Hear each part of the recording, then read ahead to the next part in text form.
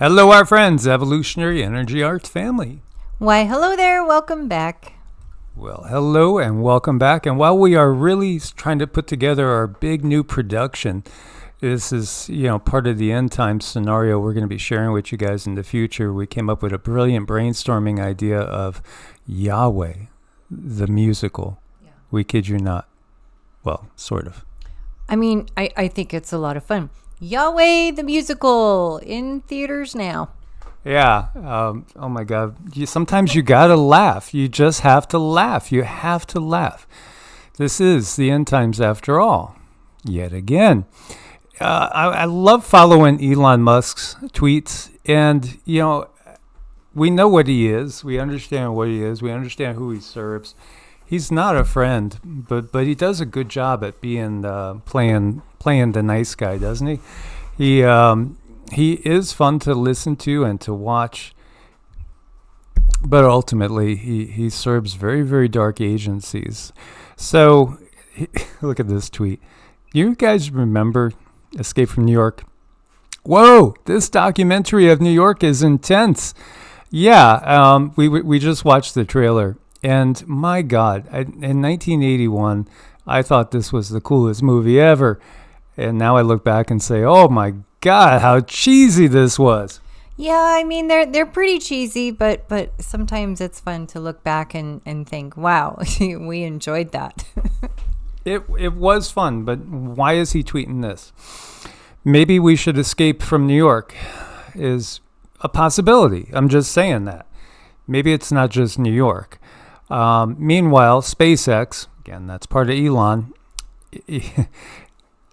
launched Falcon 9. 9 is completion. Launched from pad 4E. Well, 4 is manifestation. E's the fifth letter in the alphabet in California, West Coast. Adding 22 to master number. 2 can mean, division and war and things like that. And again, added up, it comes to 4. But it is also a master number, just like 33, that they're so key on always bringing us 33s. This is coded information to members of the Illuminati, to members of, the Masonic societies at the higher levels, to all the secret insiders. This is code. These are always codes. And it's launching. And it is launching the bigger things, the bigger events. We really haven't seen anything yet. And yet we could say that since 2017, the world's been insane, but we really haven't seen anything yet. Well, there's going to be more. There's more to come. And really a lot of these, the headlines. I mean, it's important that they speak to each other in some way, shape, or form without speaking to each other or being accused to speak to each other or being accused of saying anything that is talking about the destruction of the world. They got to put stuff out there somehow. They do. And, here what's coming through it. Francis Scott Key's coming through my head right now. Yeah, the Star-Spangled Banner. Oh, say, can you see? Can you see? Is the flag still waving? How long is the flag going to be waving for as the rockets are blaring? Interesting. This says it all. We live on stolen land. By we, I mean us mammals. Well, he's maybe only partially. Anyway, we stole it from the dinosaurs. Oh, my God. We know who you're serving. 33.8 million views. Yeah, we go over it. Why is there a reptilian conspiracy wiki? Why? Yeah, again, why? Obviously, there's something there. We stole it from the dinosaurs. He can't help himself. He's so tongue-in-cheek, and he's laughing. And he's like, I know some people are going to catch that, but it doesn't matter. They can't change anything, is what he's thinking. They can't change anything, and they can't prove anything.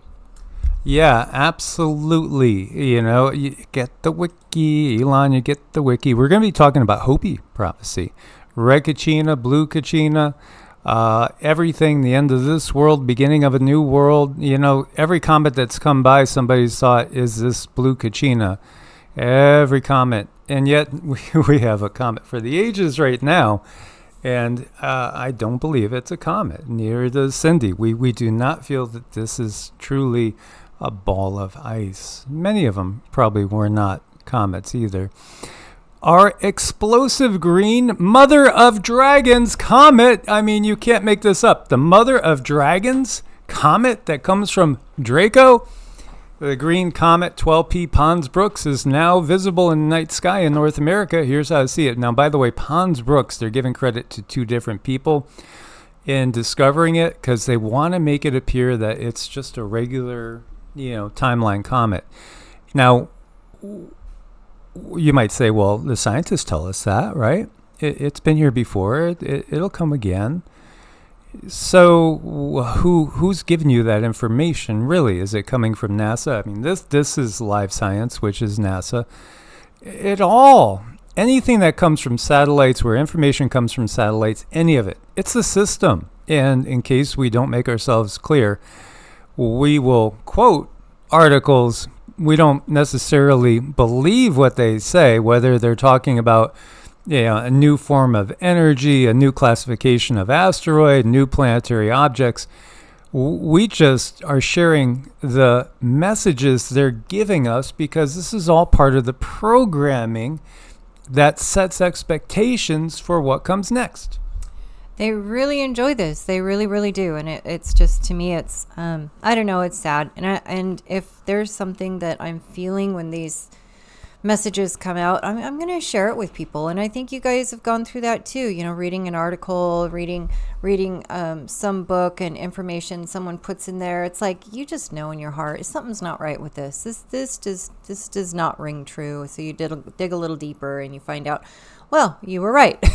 You were right. And it just keeps happening that when we look into this information, we dig a little deeper. It's not always, chalked up to what they say it is. Yeah, and you can do that whole information trail. They say this is a rare, formerly horned comet that astrologers have dubbed the Mother of Dragons, now visible after dusk in the Northern Hemisphere. They say it's a Halley-type comet, officially known as Comet 12P Pons Brooks. Completes a single orbit around the Sun once every 71 years. The last time it passed by Earth was 1954, according to a statement from the European Space Agency. That's coming from the European Space Agency, which I remember following this. Again, this is basically, you might as well just say, oh, this comes to you by basically the members of the few, the Masonic upper echelon, the Illuminati. This basically comes to you from the Gigi and the Anunnaki and the Draco themselves, because that's who it is. All this information that we see comes from them, from Satan, from the adversary. So, is it the same one that came by before in 54? You're going to go off of their data. I don't think so. It doesn't feel right to me. They say it's a city-sized comet, has a nucleus measuring 10.5 miles, 17 kilometers wide. Feels like it's larger than that, but hey, we'll see. It's fascinating because, again, this is just composed of ice, dust, rock, etc. Has a green appearance right now, so apparently not blue Kachina, but we'll explain to you what we think blue Kachina is. When they erupt, they'll look brighter than normal. And so, we'll see it. It's erupted frequently. Doesn't necessarily have anything to do with any sort of propulsion system. It's just, it's all about gas. Mm-hmm. It's all about gas. So it's coming closest to the sun on April 21st. We're waiting to see if it's going to be spectacularly, brilliantly visible when the eclipse happens. There's some prophecies that kind of allude to that type of event. But the 21st, they say it's going to be closest to the sun, and then it actually is closest to us in June when they say we shouldn't be able to see it. So you look towards the western horizon, use a pair of binoculars to see it. And again, us and others have covered where it's going to be in relation to the moon, to the left, basically, during the eclipse. Fascinating to see this. Fascinating. And here we have Ezekiel 38 when we're talking about the Gog Magog invasion that appears to be just about underway. Is it waiting for the comet? Is it waiting for the end of Ramadan, which is the day after the comet? Maybe both, or maybe even just a little bit farther ahead. There's going to be so much stuff hitting us so fast that our heads are going to be spinning for sure. Now, Hopi Prophecy speaks of this. It says World War III will be started by those people who first revealed the light, the divine wisdom or intelligence in the other old countries like India, China, etc., etc. The United States will be destroyed, land and people, by atomic bombs and radioactivity, or by that which appears to be that way. The war is a spiritual conflict with material matters. Material matters will be destroyed by spiritual beings who will remain to create one world and one nation under one power, that of the Creator. That time is not far off. Fourth world shall end soon, and the fifth world will begin. And so, many signs, they talk about cobwebs in the sky, and there's so many parts of this prophecy that's been fulfilled, from, the laying down of train tracks across the country, and then airplanes and chemtrails. Many people take chemtrails to be part of this prophecy as well. And ultimately, WW3, again, we've gotten that they won't be allowed to do a nuclear Armageddon, but they will absolutely make it look like there has been one. Think technologies like the rods of God and other kinetic weapons that could be launched from countless satellites in space. As we know, Elon has put up tens of thousands of satellites. How many of these tens of thousands of satellites literally have these type of weapons on them? We don't know. But I bet you there are quite a few. And we've also seen all this talk about Russia deploying tsunami bombs, and they could be launched from submarines that could get very close to coastlines undetected. And in fact, this was taken from Russian TV. As you can see, these are showing targets that they would be targeting in case they are going to strike on the U.S. We got from the guides, I lived and loved living on the west coast of Florida. I also loved living in the low country of South Carolina. Given different times, we'd probably be in one of those places, or maybe we'd be somewhere else, maybe Belize or Costa Rica or something. But in these times, the guide said don't get close to the coastlines. 2/3 of the population lives within 100 miles of the coastlines. The coastlines are primary targets in these war times to come. They love to fulfill their prophecies. They love to fulfill their prophecies. And when you look to Babylon the Great, it's pretty obvious. It's the U.S. primarily and NATO. And it says it happens in a single day. In other words, it's really quick. When it comes, boom. It's so fast, so confusing. And more than likely, we will lose our ability to communicate perhaps for as long as 6 months, maybe a little less, maybe a little bit more. It could depend on where we are located. Again, you see the Lord God who judges her is mighty. Yes, we understand that bigger picture as we've delved into it and looked at the actual names. And when you look to Ezekiel 39, now this is the next chapter after 38 we were just looking at, which was talking about the invasion of Israel. This goes in and this gives you more information there. It recaps that part of it. And again, it's Yahweh who is one of the Elohim, one of the judges of humanity. Think in terms of actually those Greco-Roman gods. And Cindy's nodding her head. Well, yeah, I mean, to me, it's just kind of obvious what they are and who they are, and they make themselves out to be like the creator of all in the Bible, and they expect people to believe them, and then they even put right in there, if you don't believe what I tell you, you're going to burn in hell. I just don't think that's a very nice way to be. And if that's the type of belief system that this mainstream has to offer, I don't like it. I don't like it. I don't like a lot of things about it. And that's why I've gone and I've created my own, what feels good through my heart. Yes, absolutely. So it talks about the destruction of Gog and Magog and that group of armies in the attack of Israel that's so big it takes years to basically bury and clean up the area. Years. But that also gives you the clue that this isn't the end of everything. There's still a long way to go. It's not the end of everything. No, but it is a war worse than World War I and II combined by far, and it happened so quickly. So quickly.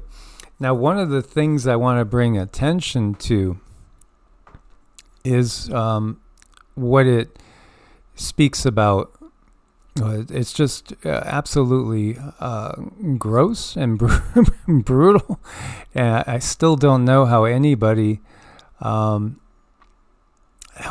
could see this and not understand what this is. It just boggles my mind. I will send fire on Magog and on those who live safely on the coasts. That's a generality.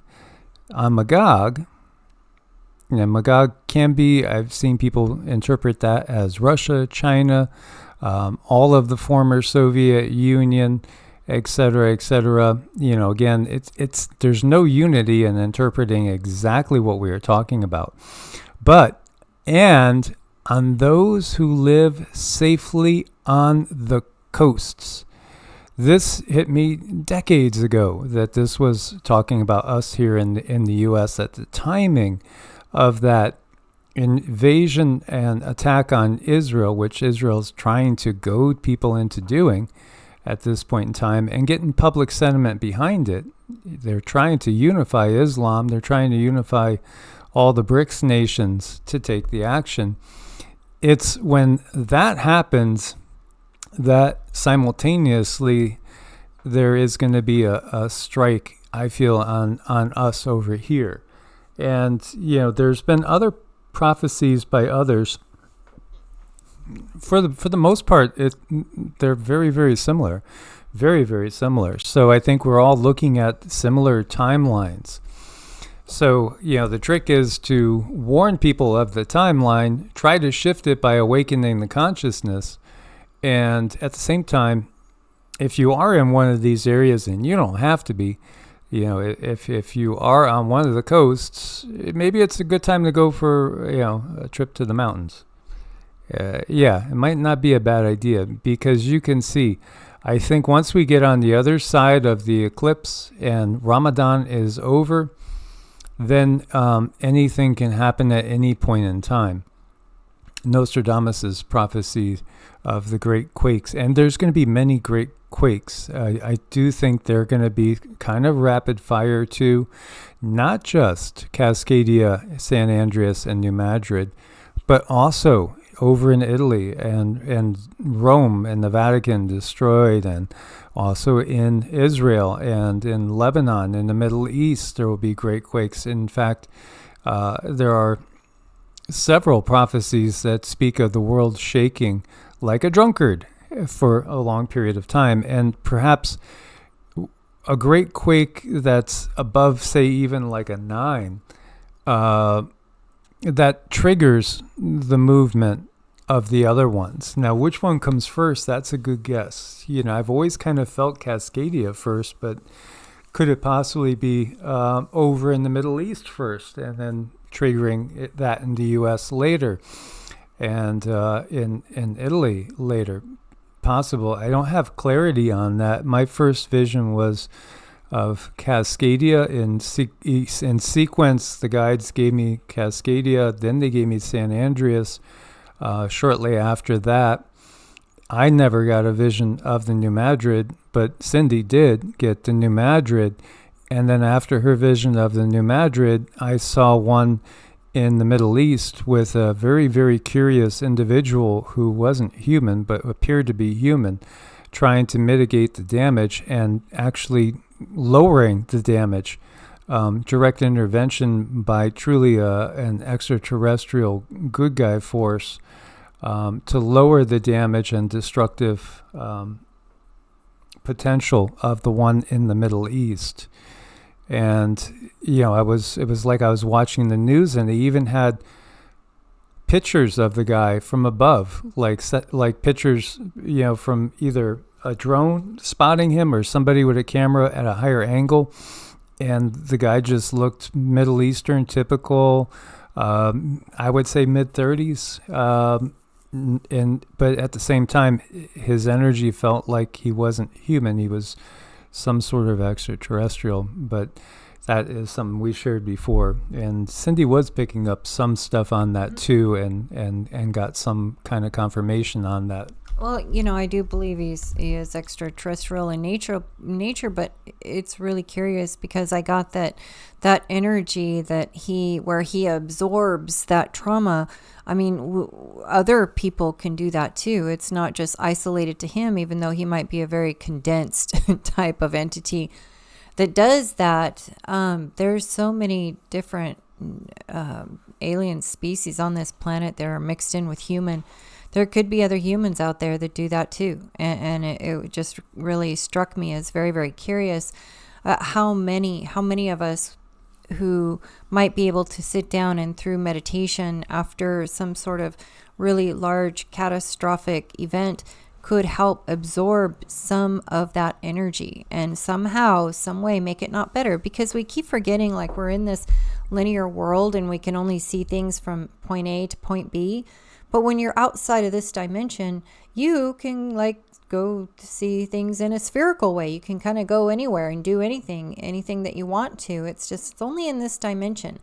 So when we take ourselves out of this dimension and we are able to decrease some of the catastrophe that might have been created, there's a couple things that I feel that go on. First, it's weighed karmically. Is your higher self going to allow you to do that? Is this something that should be done?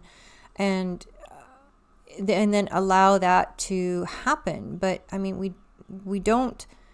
can't just sit and not try. If something horrible happens, we cannot sit and not pray about it or not ask for help or ask for guidance, because we come with a team of other beings that are here to help us in this 3D, because they understand it's not an easy cakewalk here. So I really believe this entity that Mike is describing, he had this ability to do that, but it would not have been done without that understanding of the karma that goes along with it, without there being some type of karmic energy that opened up and allowed that to happen. Now, what creates that karmic energy, I'm not sure, because I don't have direct access to those higher dimensions. I'm not allowed to see certain things, but it's something that I'm picking up very strongly, is that karmically this was allowed to happen. So I was really kind of curious. It may be that it's some of the control system overstepping their bounds. Because I do feel that's why they're so careful. This is why they have to get us to get a certain portion of the populace screaming for something to happen, and then they just simply say, see, you asked for it, here it is. Kind of like Pilate, right? The crowd wants him, okay, let's give him to him. This is verse 17. Son of man, this is what Adonai Yahweh says. Again, Lord Yahweh. Sounds like Darth Vader, right? That type of energy. Tell every kind of bird and wild animal, assemble and come together from all around for the sacrifice I'm preparing for you. It will be a huge feast on the mountains of Israel. You can eat meat and drink blood there. You can eat the meat of warriors and drink the blood of the princes of the earth. All of them will be killed like rams, lambs, goats, bulls, and all the best animals of Bashan. You can eat the best meat until you are full and drink blood until you are drunk at the sacrifice I am preparing for you. At my table you will be filled with horses and riders, warriors, soldiers of every kind, declares Adonai Yahweh. Does that not sound like the system? Oh, that's the system. Well, this is who they serve. It's there. and a lot of people like to gloss past this and just sort of ignore it, but it's the book that we have been given for mainstream spirituality.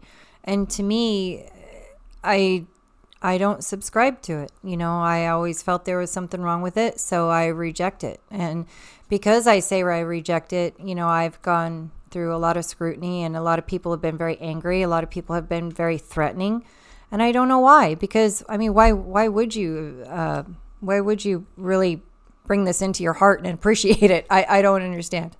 Yeah, you could only appreciate this if the heart is darkened, and it's done through fear. It's done through fear.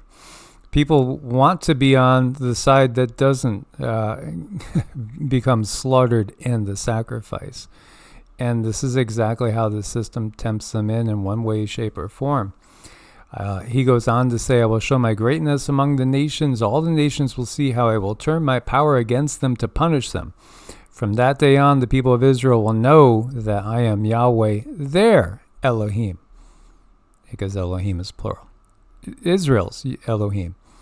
And all the nations will know the people of Israel went into captivity because they did wrong and rebelled against me.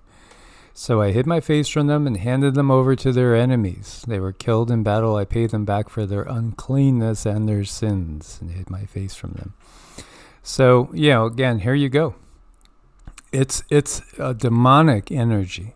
Now back to the Hopi prophecy, which shows there are two paths you can go by. And as Led Zeppelin said, in the long run, there's still time to change the road you're on. Yes, there's the ascension path, and then there's the other path that leads to slavery. And this is from Hopi Rock. It's fascinating, too, because Yeshua, the real Yeshua, did come to the Americas. He did come to the Americas. Isn't that interesting? That could be a ship up there. Well, again, he was able to get around because he had a lot of people in high places, if you know what we mean. He did come, and he is, in our estimation, I should say in mine anyway, he's what's taken to be the white Pahana, the white brother, because they have memories of this teacher that came and spread love and understanding and spoke of the ascension path and how we are to ascend. And it's not by bloodshed and sacrifice and all that stuff. No. Again, typical sacrifices in some circles are like what we did yesterday. We got our first strawberries and we put them on a plate and we left them out for our guides as a saying of gratitude, for the first strawberries from the garden. They go to those that are not in the physical dimension, but that are working in that non-physical dimension to help us do our work. So, when you look to giants, this is obviously a pretty big person here explaining we all come from the stars.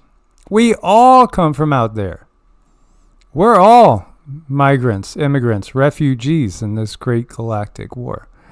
Absolutely. Not all giants were evil. And yet, those that have never looked a little deeper and simply believe the control system think that all giants were evil. Yes, there were some, obviously, that were very dark and did dark things. After all, the Anunnaki themselves are typically giants, but they're actually many different races. And again, when we see apparent differences between different races on Earth, it's because our roots are from different planets and different stars, but we're still having human or humanoid experiences. Now, this is interesting. Some beings from the stars, some from past worlds, some will even be created by man in an unnatural manner and be soulless. Remember the talk that people had about NPCs? This is actually part of the Hopi prophecy. Many of the people in this time will be empty in spirit. They will have some paku, no life force in their eyes. Yeah, well, that's really what they're trying to do. They're really all about just creating the perfect slave species, and they don't want us. They fear the life force in our eyes, because Source is still alive in us, and Source is not alive in them. Very much like vampires, Cindy sees, like if they lose their physicality, they don't appear to be anymore. They just don't appear to be anymore. It's like their consciousness has been absorbed somehow by that non-human AI, the Draco created AI. And they don't seem to be an independent point of consciousness anymore. So it's very much like the vampire turning into ashes, and there's nothing there. With us, we lose the body, we're still right there. That's one thing that I found quite creepy when I looked at the death of them, because that's what I can see. And when people change forms, I can see what form are they changing into. I can see where they're at. I can see what they're doing. I can feel them. I can feel their emotions. I get messages from them for their loved ones. And when I looked at these Anunnaki beings that are so tied into the AI and what happens if they lose their physical body, it was nothingness. And I got to tell you, it really sent a chill up and down my spine, because I can, animals, birds, bugs, you name it. If I watch it pass over, I can see what happens. Or if I know that it's passed over, I can see what happens. But with these beings, it was nothingness. It was black. It was dark. And it's almost like that life force energy was somehow manipulated and turned into something else of a voided nature. I didn't like it. So we have the prophecies of the red Kachina and the blue Kachina. And when it comes to the blue star Kachina, it's the 9th and final sign. It's interesting because, like with the red Kachina, it's off at a distance. And, that reference to red Kachina, we could almost take it like it is Nibiru off at a distance because it can't come closer, which we understand Nibiru is outside the orbit of Neptune and Uranus, because it can't come any closer. It will cause destruction. It utilizes a black hole for a propulsion system, and so it won't be allowed to come any closer by the higher beings. They simply won't allow it, and this is why also they use other means to do things.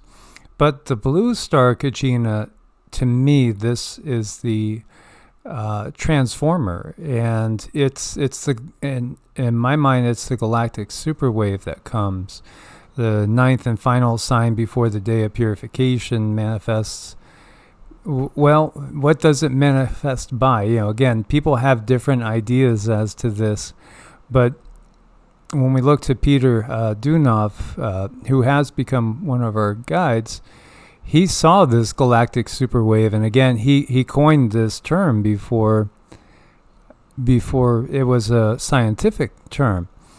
And he talks about, he says, everybody will be subjugated to divine fire that will purify and prepare them in regards to the new era. Some decades will pass before the fire will come that will transform the world by bringing it a new moral. The immense wave comes from the cosmic space and will inundate the entire earth. All those that attempt to oppose it will be carried off and transferred elsewhere. So what this is it's a shifting of densities and dimensions. And, I don't think there's anything to fear with this. It's just a matter of keeping our frequencies high. So as we get ourselves extricated from the system, and we start to come back into harmony with the natural order of things, when this wave comes, we simply will find that we are invisible to those of other lower frequencies. They will not be able to see us because we will have ascended up out of their range. I think people should not be afraid at all when this frequency, when this energy comes, because it's not about what you're losing. It's about what you're going to understand. You're going to be able to see all the different things that have been there all along. So people are going to be gaining quite a lot. And to me, I don't see the death and destruction and stuff that other people have talked about with the, the sun and all of these things and the earth tipping over. I just don't see it. I see what we're going to be gaining through changes. That doesn't mean that there won't be massive cataclysms created, especially by the war and by technologies, because that is part of the plan. There is going to be, especially along the coastal areas, inundation, as they're going to be using weapons that we have not ever seen in our times. This is part of the Hopi Prophecy, and this shows how they always twist everything and distort everything. Anything that could be positive, they want to connect negative energy to it, like the goddess Isis becomes the terrorist organization. When the earth is ravaged and the animals are dying, a new tribe of people shall come unto the earth from many colors, classes, and creeds, and who by their actions and deeds shall make the earth green again. They will be known as warriors of the rainbow. And of course, we understand the political situation with the rainbow that they're doing. This is somebody's, I was going to include this little 17-page essay. Given a look at the Hopi prophecies, I'll put it in the tags there. And then this one is by Chief Dan Eima. And it talks about the story of blue Kachina and red Kachina and the shifting of the ages. We are at that time. We are at that time. We are at the time of massive change, rapid change. Is it the end of the world? As we know it, it's the end of the world as we know it. You're never going backwards, and we don't even go in a circle. We go in a spiral. So every time we go through these cycles, they're not exactly the same. I'm just looking at this, and what jumped out at me so much is the little sentence there. It says, things unseen will be felt very strongly. And I feel like we are in that place now where people are feeling the energies around them, and they're not familiar with it. They don't realize that there are other entities, beings in our world, in the different dimensions, yet right where we're at here, some cases being a little bit ornery, and most cases helping us. Mm-hmm. Many strange beasts upon the earth in those days, some from the past and some that we have never seen. Ah, yes, the nature of mankind will appear strange in these times when we walk between worlds, and we will house many spirits even within our bodies. After a time, we will again walk with our brothers from the stars and rebuild the earth. And, that is, again, the key takeaway, too, because we do interact with the benevolent ones once the system is no longer controlling us. Those who return to the ways given to us in the original teachings and live a natural way of life will not be touched by the coming of the purifier. They will survive and build a new world. Only in the ancient teachings will the ability to understand the messages be found. And this is, again, by getting outside of the system. And I know that's something that's not popular with a lot of people when they hear that. I've actually had people email and say, stop saying we got to get out of the system. We cannot get out of the system. We have no way of getting out of the system. Well, I'm just sharing what has been handed down from generations and the way we see it too. We're not totally out of the system right now either. But I do see a long road ahead, and I do see that ultimately you're not going to be able to straddle the dark world and the world of light. No, it won't be easy. But I think we're in a time now where we can do baby steps. We can take baby steps out of the system. I know a lot of people are stuck. Maybe it's medically, there's family, there's many other reasons, but we didn't get where we're at in one step, in one day. It's going to have to take time and generations to get out of these positions. So we are in a place where we can start to make choices to be more organic, to lead a more organic life. And I think that's what we're saying. Just keep yourself as organic as possible. It's not your fault if you eat something that is labeled organic, but it's not organic. I mean, where's your heart? Where's your soul? And when you know it's in the right place, then that's it. It's in the right place. Yeah, this is, as James Wood says, a horror movie they're bringing to life in your city soon. And it shows a person basically being woke up. They're told what time to get up. A vehicle comes by to pick them up. The trash is all automated. You'll notice there's very few people. Very few people in the cities anymore. Not a lot of traffic. You don't got to worry about that. Yeah, no congestion. You go straight to work if you want to. You can work from home otherwise. Yeah, everything is completely automated. Nothing to think about but just conceive of new interesting ideas. And in fact, at the very, very end, it gives you a little... Here, let's go. The wallet issued by the government. I can help governments to better communicate with citizens. Right now, I'm reminding Lucy of the appointment she needs to schedule for her mandatory vaccine. Yeah, you got it, right? Yeah, it's going to be a choice each one of us is going to make. It's just a simple choice. Source bless and namaste. Namaste.